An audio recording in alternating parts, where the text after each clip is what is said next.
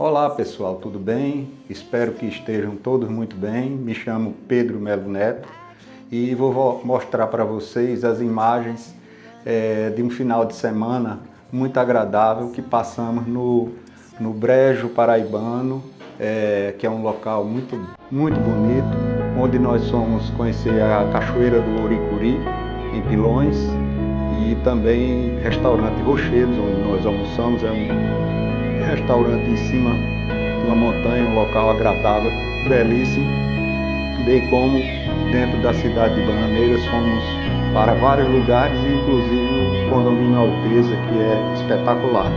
Espero que vocês se divirtam com este vídeo.